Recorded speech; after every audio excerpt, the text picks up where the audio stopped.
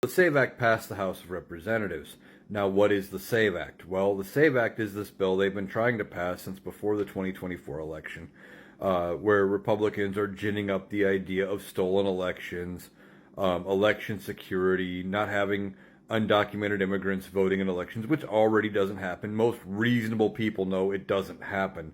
Undocumented immigrants are not going to risk getting caught voting illegally and being deported. They're trying to stay under the radar. We've talked about it a lot. But what does the SAVE Act do? Well, it requires you to register to vote using a birth certificate and an ID, and the names must match. Well, there's some downsides to this. One, women who are married who have taken their husband's name. Some men who, for whatever reason, when they got married, took the wife's name. I know some that did it because of, a name that was formed because of how it sounded, or they had the more distinguished last name, whatever the case may be. Other people who've just changed their name because they have legally changed their name would not be able to register to vote. Now, there's some question as to whether or not, if you have all of the documentation for every name change, along with your birth certificate and an ID, that could prove that that is you, if you would be able to still register. I would think you could, but I don't know exactly if that would be allowed or not. And the problem is, most people don't know. We would have to test it and find out if this law were to be enacted.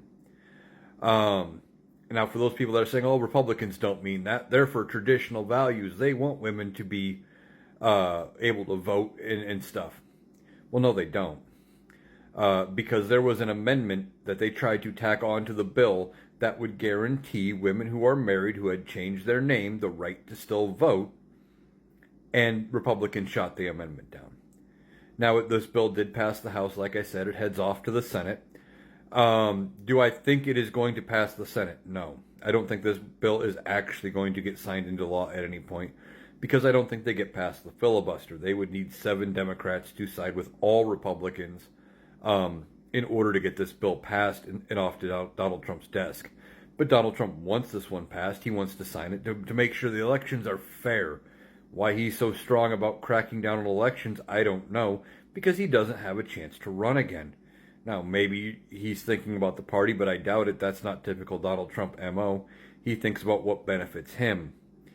But he thinks this is a win he could notch, and he could look tough on something. So maybe that's what it is. But don't get freaked out that just because this bill did pass the House, it is still a long way from becoming law, and I don't think it gets through the Senate, but we got to keep an eye on it.